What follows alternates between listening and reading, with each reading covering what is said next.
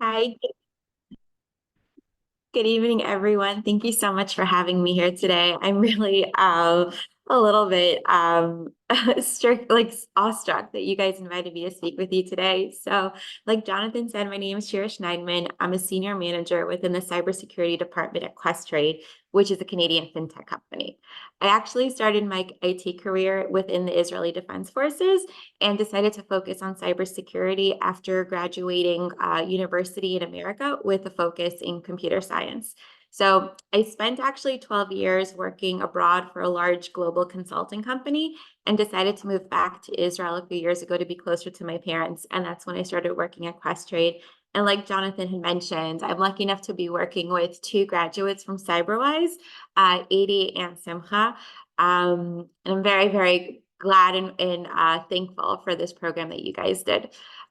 So first things first, like Jonathan mentioned, you guys need to be extremely, extremely proud of yourselves today for all your accomplishments this year. It's not easy to study a new field, especially one as vast and complicated as cybersecurity, which pulls in so many different technical aspects, regulatory aspects, and geopolitical knowledge, especially where we are today. Beyond with how challenging of a year this has been within Israel and just tension worldwide, you guys spent a lot of resources to get to this point and graduate here today. I think Jonathan had mentioned that a lot of people started the course and not everyone finishes it. And you guys spent a lot of resources between juggling your schedules, mental energy, funding for the course, a lot to get here. You guys learned how things that you might not have known before, like coding in Python, complexities of different operating systems, how the 7-layer network model operates, and core cybersecurity concepts like different risks, attack vectors, vulnerabilities, and defense measures. And I'm sorry to have to say this to you guys, but even after these 700 hours of classes and intensive labs, your real challenge begins now by putting everything into practice. And today, what I want to do is speak to you guys about what it takes to have a successful career in cybersecurity, because it's going to be a lot more than what you guys just studied in the classroom, and it's a lot more than just technical acumen. I've gone in during my career, I've mentored a lot of students, interns, junior resources, and I always end up giving them the same advice, which is your technical skills and your cybersecurity skills are really only going to get you so far. In order for you guys to truly shine and be a rock star wherever you go, you're going to have to embrace your soft skills too.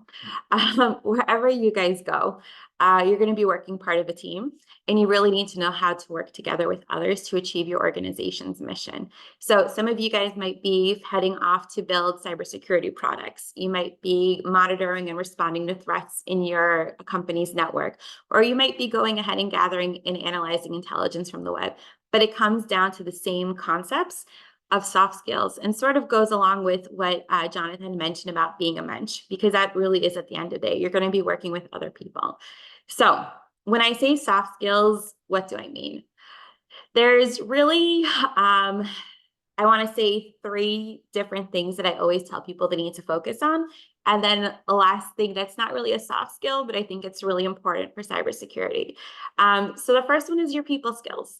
You guys will all be going into a new environment. Some of you are already there. It's really, really important to know your team, your peers, and the organization itself. At the end of the day, we're only as strong as the other people that we work with. So you have to find ways to effectively work with the people that you work with, especially for many of you. And given how Israel or whether it's a global company, there's a lot of tensions in the world right now. And people, beyond just political differences in how they carry themselves, people are also going to have different working styles than you, and that's fine. It might be challenging, but it's fine. The really important thing that you're going to have to do is find ways to get common ground with people and learn how to make progress together on whatever activity you're doing. That means knowledge sharing. That means being attentive to people's schedules, whether you guys work in different time zones with people, even different knowledge gaps. So especially as you guys will progress in your career, you guys might have to work with other juniors or people that aren't necessarily familiar with stuff. So having patience for people's different aptitudes and different backgrounds and different working styles is really, really important, especially if you ever want to move into management or leadership position. I know we all come across people that are different from us and some even challenging, but really at the core of it, there's always something to learn from other people. Focus on the good thing that they can bring to the table, and learn how to work together efficiently. Part of built people skills too is also not just focusing on other people, but also focusing on yourself. A really, really big thing is building personal credibility and taking pride in your work. And that means if you say you're going to do something by a certain time, do it by a certain time. And if you're not able to, raise your hand and say, hey, I need help. Find ways to ask for help. It's not just about asking for help. It's about knowing how to ask for help in an efficient way. So always do your research first, time box it, and then come to people who know better. There might be background or tribal knowledge that you're not aware of in the organization itself. And so you can save yourself a lot of time and other people too, if you just know how to ask the right questions and when. One thing that I think is always really challenging when you're coming to a new organization is sort of the imposter syndrome. And that's just normal. I get it too, even now. But there's always something you can bring to the table. So if you're in a new place and you're finding that there's gaps and there's something that you can do within you to fill it in, do it. I know that for me, it's really bringing organization and simplifying concepts. And it might not sound as cool as like fixing a firewall issue or writing a cool script in Python, but little things like that end up making a big difference. So find what's your sweet spot and what you can bring that is missing to the place. And even as a junior person, that's always really helpful. It's really important to also know what your strengths are and leverage them. So like I said, for me, like a little one is organization, but also know what your weaknesses are and find ways to overcome them. There's a lot of free, lovely training materials out on the web about how to work effectively with people, how to identify your strengths and your weaknesses, understand where they came from and how to overcome them. So focus on that, because that's really what's going to get you guys from the junior position all the way up to drive your career that you want. And remember too, it's your career at the end of the day. You're responsible for getting it to the point you want to be. It's fine if you want to focus on a technical path and not necessarily be in a leadership position or manage other people. Find out what's right for you, for your family, for what interests you, and just make sure that you know you're the one that owns your career and it has to drive it forward. The next soft skill that's really important is efficiency. And by that, I mean time management and effective communication. So one of the things I always tell people who are studying engineering or computer science is take classes on how to communicate effectively.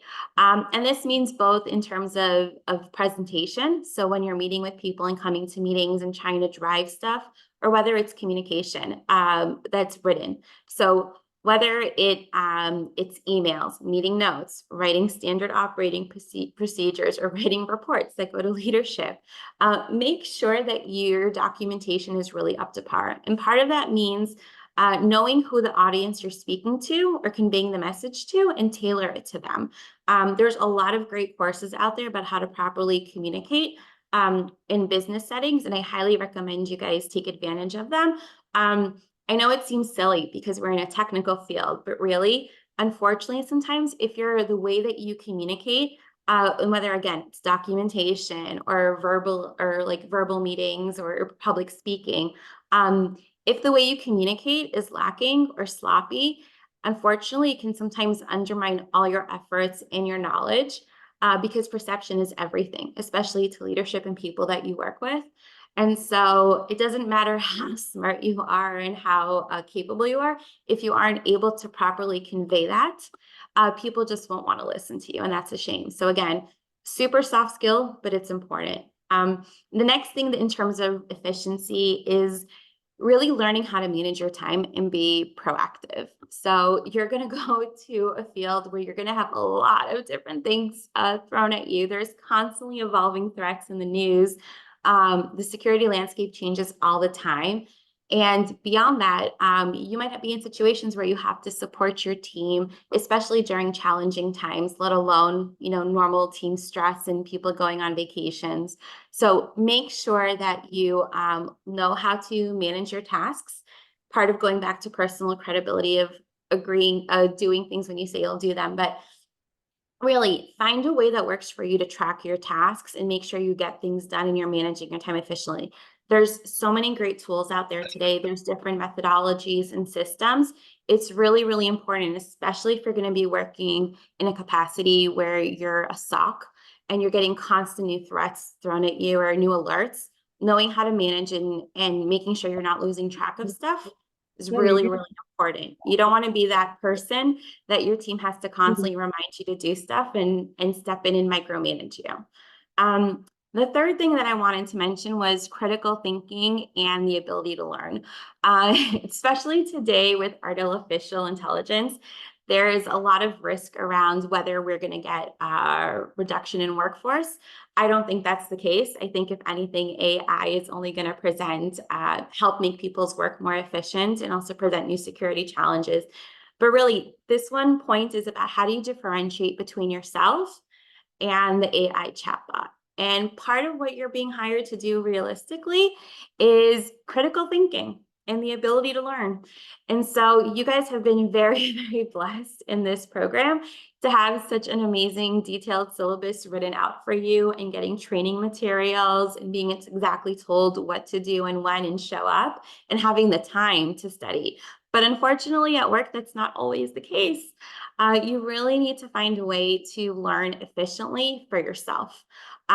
You are sometimes going to get something thrown at you and being told, hey, you're the expert now, and you're going to have to just teach yourself quickly.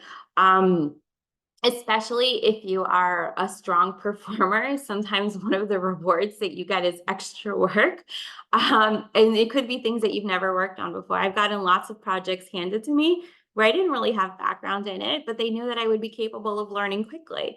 And so make sure that you find a way to learn quickly, because that's what you're being hired for, especially with cybersecurity being a constantly evolving field. And you might have worked in one tool and then you get to work in another tool, and underlying theories are the same, but the interface might be different or the way the architecture works is different. And so make sure that you know how to learn effectively, whether it's taking notes, watching videos, asking questions, hands-on, whatever it is, find a way that works for you and know again who to ask for help. And this goes to the next thing. So I like to tell my team there's no such thing as a dumb question, but there's a dumb time to ask a question. So in terms of that, always ask sooner than later, especially before you start working on something. Again, there might always be knowledge that you just don't have background on, especially if you're getting pulled in the middle. It could be that there's certain lingo or acronyms that are being used that are confusing to you and you're thinking one thing and someone means something else. Especially if you're working in a global company, there might be terminology that means one thing in one country, but something else in another. Especially if you're switching industries too, one thing might mean something here versus someone else, let alone different lingo that companies use internally. So ask questions at the right time, get clarification as soon as possible. Obviously, do your research, but ask questions, take down notes on what people are told you, because people will not be happy to give you the answer more than once or twice. So it's part of personal accountability. And the next thing that I think is really, really important to remember is mistakes happen. We're all human. And sometimes the best lessons you learn are by making mistakes. I can't begin to tell you how many important lessons I learned from making mistakes in my career or seeing other people make mistakes. And it's fine to make mistakes as long as you learn from them. And that's really the gist of it. Like everything you do should be a reflection point. And it's something that's really important to know is that if you're constantly perfect, you're not going to learn from that. It's just going to be really easy. Sometimes the best lessons are the ones from when you see what went wrong and you learn how to prevent it next time, or learn like, oh my gosh, this is what I need to do in the future. And it's also really important that as you learn these lessons, that you share them with other people, whether it's people below you or people above you, just to prevent them from happening again. And the next thing that's really, really important, and again, very, very hard to do, but it's important, is asking for feedback. It's not always fun to get feedback, but trust me, it's better to get feedback from your boss and your team at the beginning so you can know what you're doing well or what you need to course correct, rather than learn down the road that you missed certain opportunities because you weren't aware of things that you needed to course correct. So may have frequent touch points with your manager and your team, do sessions about lessons learned, find ways to constantly improve, because it's going to make your life easier as well as the team around you. And again, it all comes back to teamwork and collaboration. And the last thing I wanted to mention that's not a soft skill, but really, really important, especially as we work in cybersecurity and there's so much data out there, is data analytics. So it sounds scary, but it's really not. As you guys are going to go through lots of different security tools, especially those of you who are in a SOC capacity or incident response, there's going to be a lot of logs and a lot of data that you will be going through. And not necessarily every tool is going to have a cool dashboard or a good way of presenting you the data. And sometimes you're going to have to get analysis and metrics yourself. So spend the time in learning data analysis. There's a lot of great courses out there, but it's going to make a world of difference, because one of the things that's going to really get you to the next level in your career is the idea of scalability and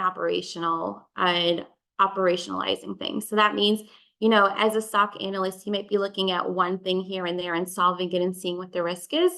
But really, when you're working at a large organization, you're going to have to, these things are going to constantly happen. So how are you able to take one incident or one issue that comes up and look at the bigger picture? And a lot of that comes down to analyzing data and identifying trends. So, and this is where your programming background's gonna come in well. So whether you're using Python to parse through logs, or using tools like Excel and Google Sheets or Tableau or Splunk, finding ways to get data the way that you need, and getting you the answers that you need, because there's always answers in the data. And this could also be like if you're working with analyzing threats. So even like using APIs and VirusTotal and trying to analyze what you're seeing there, or analyzing IOCs. Really, really important, especially as you guys will be working across different tools, and not all the tools will be able to interoperate together. You might have to compare different log sources or different data sources. Data analysis is so important, especially as there is a trend where people have to build custom data sets or custom tools for themselves to get the view that they need. And the next thing that's really important in data analytics, and again, there's courses for this, is how to tell stories with data. So it's not enough to just get a few metrics and show that, but really think about how to get highlights and showcase important lessons.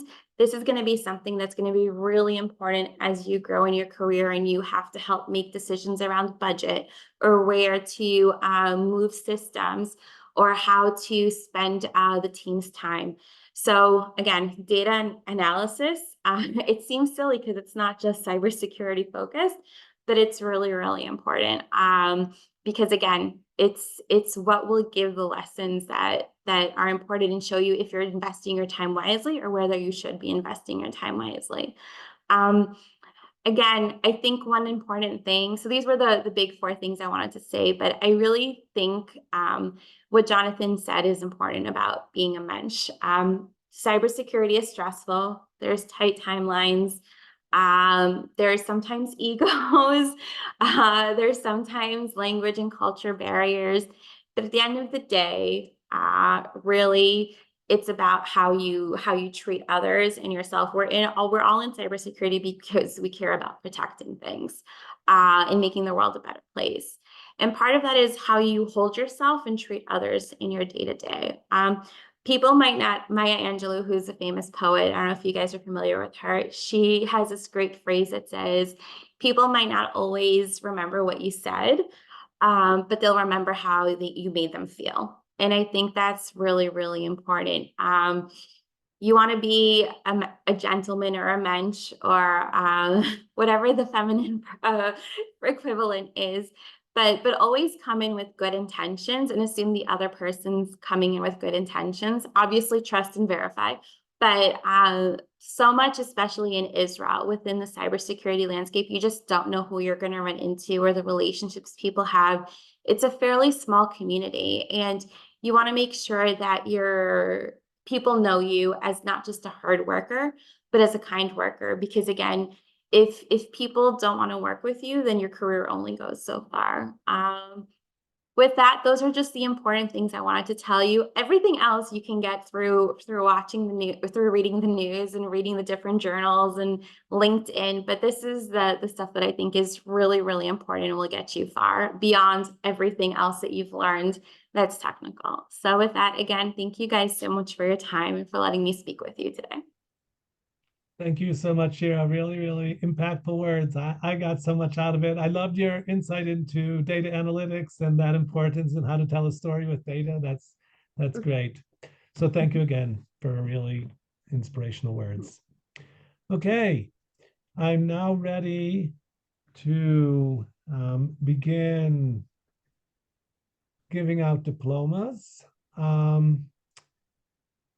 I basically I'm going to show your diploma and call your name and congratulate you personally. And you're welcome to unmute yourself and share any words that you'd like to share. I had asked a few students. I had asked Eliezer Schulman. Eliezer Schulman, did you want to share some words before I call in everybody else? Sure, whatever, whatever you want. Okay. Yeah, now's the time. Go ahead. Okay. So first of all, thank you, Jonathan, for inviting me to share a few words, and thank you to the presenter, Shira, who spoke so eloquently. There was so much that you shared in the past 30 minutes that resonated with me personally. And also, full disclosure, I also went to ChatGPT earlier today, but I was actually not really very satisfied with the results. And so this very much is my own speech. Just really quickly, like 2 or 3 minutes. First and foremost, a huge congratulations to my fellow Summit cybersecurity graduates. This has been an amazing journey of learning and perseverance. I enjoyed the collaboration that I was privileged to have with all of you. We're all stepping into the world of cybersecurity, and there's a huge learning curve. What I've quickly learned over the past year is that this is not an entry-level profession and requires experience. And a newbie is a huge security risk, and it's a vast and technical field. So facing the next step, knowing all this is daunting. But interestingly, one of the main takeaways from Summit for me was the confidence to confront challenges in areas where I'm not an expert, like embracing the unknown and a kind of fake it till you make it mindset. Just to illustrate, like I bought the CompTIA ITF A+, Security Plus, Network Plus exam vouchers early on to face, those big scary tests, to force myself to face those big scary tests. And over the past 6 months, I interned for 400 hours in an Israeli startup, working with people who spoke rapid fire Hebrew, which I certainly do not. And a big shout out to Jonathan for helping me secure that position. It was scary, but I learned a lot from being there. And that led to actually another interview process with another company that I'm currently in progress with. It's all very scary, right? We're all afraid of failure, but failure is inevitable and it's part of the process. And I think the most important aspect of all this was the confidence to just simply show up, believe in yourself, believe in your capabilities, and we can all be a force of positive change. So let's just, protect, innovate, and always stay vigilant. Well done to everyone. Thank you, Jonathan, for orchestrating this course. Thank you to my teachers, Shimi, Leo, and Leah, and to all my peers. I've learned so much from all of you. Thank you so much. Thank you, Eliezer. Great words of courage. You have to have courage. If we're in the Wizard of Oz, so we need the heart. We need the heart of the scarecrow. Okay. Bashi Markin, we had gone back and forth. Would you like to share a few words? Yeah, sure. Please. Nothing too long, but I want to start by thanking our instructors. especially Aaron, who finished off the course. The topic was taught concisely and clearly and broken down in a way that everyone was able to understand and ask questions. 1 second. Am I being heard? You are, but is there anything you can do to make your internet connection the Let me best it turn can it be? up. It got better as you went. Okay, how is it now? Much better. Okay. So I wanted to thank our instructors and to the Ratners for everything throughout and for the post-course guidance. We really appreciate everything. A little bit about myself. Last year, about exactly a year ago, I accepted a job in IT. This was after, this was during the course. So I accepted a job in IT, and it's good. I feel like it's a good position to see the other side of security and to be able to see how the bosses look at cybersecurity and how the IT department views it. And also you got to see, potential risks and how they actually play out in a business, which is very eye-opening. I think it's important, and I think it's a good place to be for right now. And like I've been told, it's a good way to get into the InfoSec field, to get your first quote unquote real job, whatever that is. And I'm hoping that that will apply to me as well. I wanted to just add something here for everyone who's either looking or in a first job that they feel like is not what they were hoping to land, or in something that they want to move on from the security field, more specifically cybersecurity field, but I'm not there right now. And I just wanted to point out that even if I were to stay in the IT field or some tech field or some related field, whether I decide to stay there or whether I end up there for any reason, this course is what brought us here. This course is what gave us the skills to be able to land this job. And this course is also what gave us I guess the drive to land up in the field that we're in. So right now I'm in IT, and perhaps I'll decide that I like it here. I actually interviewed in a couple companies where it wouldn't be a specifically cyber job, but everything by the interview spoke the language of what we were taught. APIs, API integrations, different programming things. Everyone was excited that I knew Python. So I just want to put it out there that don't feel discouraged if you don't get the cybersecurity job this minute, or even if you don't get it in a few minutes, because if you're taking the skills you learned and using them, doing something you enjoy at a job you enjoy at a place that works for you, then my specific advice would be, don't worry if it's not called cybersecurity. Worry about if you enjoy it and if you're using the skills that we learned. I think that's also very important starting out. And of course, I wish everyone the best of luck finding their dream job, and I hope it's the job that they're hoping for and in the cybersecurity field. And I wanted to thank everyone again, and Hatzlacha going forward. Thank you so much, Bashi. That totally resonates with me. That idea that wherever job you get, you know a lot of stuff, and so you may be the go-to person when they have issues, and then maybe you weren't even hired for that. You were just hired because this was the job you could get, but you are rich in skills and understanding and problem-solving skills, so you'll use that, and that will enrich you in whatever you do. So that was a great message, so thank you so much. Okay, so I'm going to begin with the A22 group, and I'm beginning with honors diplomas. And I have 3 students that graduated with honors, but I only have 1 of them here. So I am proud to present Eliezer with this diploma of completion with honors and distinction. Mazel tov, congratulations, Eliezer. Thank you so much. Thank you so much. Okay. Other students who graduated with honor and distinction are Tzivia Ward, who's in Baltimore. She told me she wouldn't be able to be here this evening. She's working in the field, I know. And Hadassah Weinstock, young woman in California, but she's not in this meeting. So anyway, congratulations to them. So I'm continuing down the list of our students who graduated from A22. And let me put it up on the screen so I can see. Oops.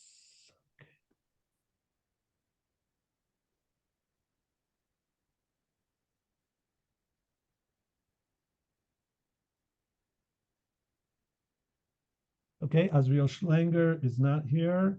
Simcha Mazalig is here. So let me share. Simcha, congratulations. I understand you work in Questrade under Shira, so that's really nice. Congratulations, Simcha. Okay. Yocheved Ullman is here, so I'm happy to present her.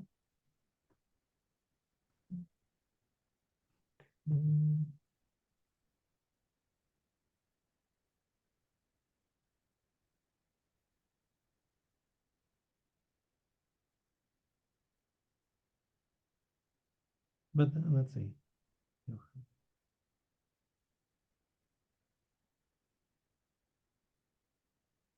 I'm not finding it this minute. Okay.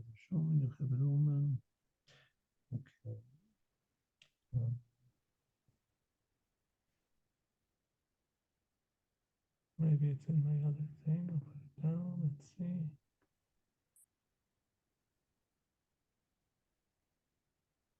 Okay, I will send you, Yocheved. I can't bring it up this minute on the screen, but I congratulate you on completing the course and will of course send you your diploma. When I send you your diplomas, please, if there's a spelling thing or you want your maiden name or whatever you want me to change it, your English, your Hebrew name, don't be shy. I'll be happy to make any changes and resend it to you. They are numbered diplomas. Sometimes the company asks you, what's your diploma number? So there's a unique number to each person's diploma. So I'm now granting diplomas to our students who graduated with honors from the W23 class. And so I will begin with Bashi.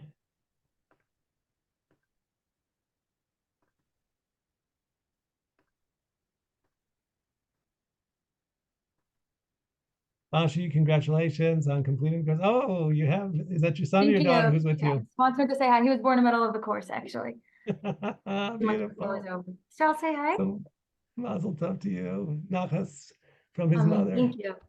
Okay, great. Okay, Elio Rose graduated the course with honors. He was really an outstanding student. He's not here today, but we wish him congratulations.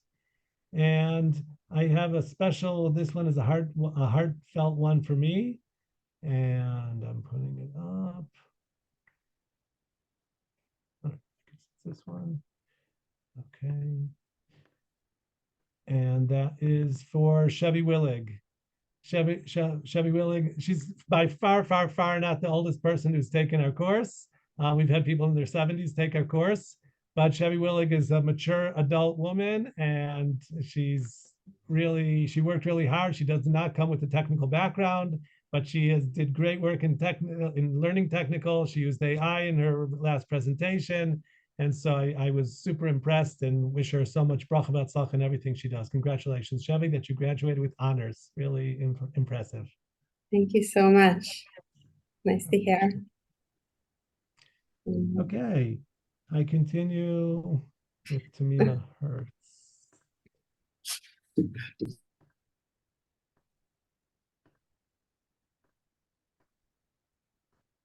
Congratulations, Tamima, on all your hard work. We wish you much success in the field.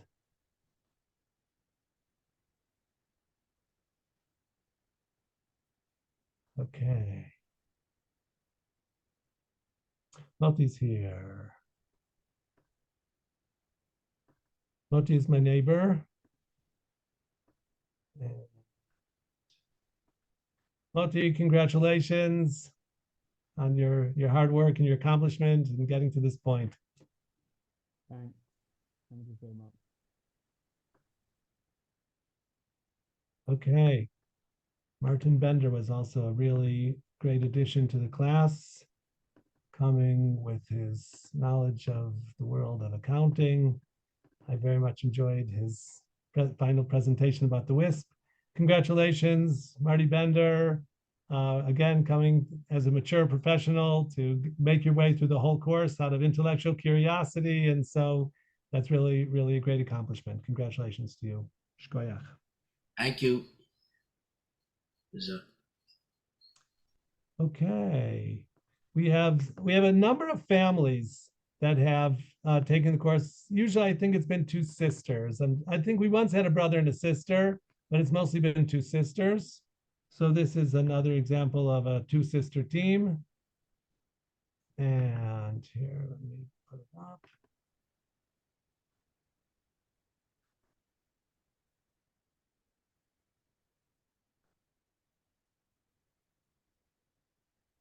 Shira Cohen was the first of two sisters. Thank you No, so that's much for wrong. The everything. second of I two really enjoyed sisters. this. Yeah. What? Yeah, your sister Dora took the course in front of you, before you, right? Yeah, right. She's working now. Yeah, she works But in the we field. we Okay, both good. enjoyed. Yes. Thank you. Baruch Hashem. Thank you. Okay.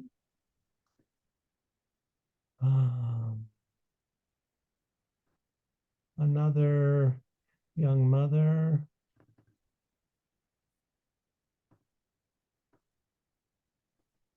Asyakin, you're in Eretz Yisrael, you're doing it, you completed the course. Please continue to be in touch with us, and we want to help you and do good things in placement. So congratulations to you on this occasion. Okay. Okay.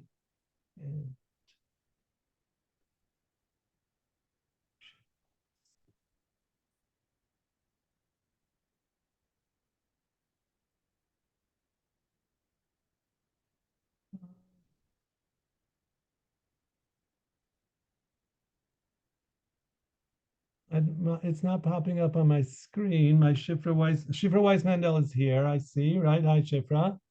Let me see if I can pull it up.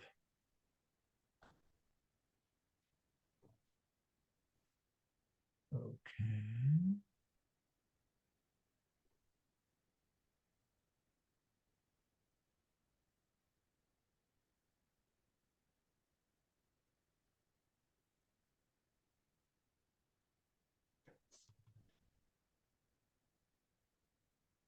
Okay.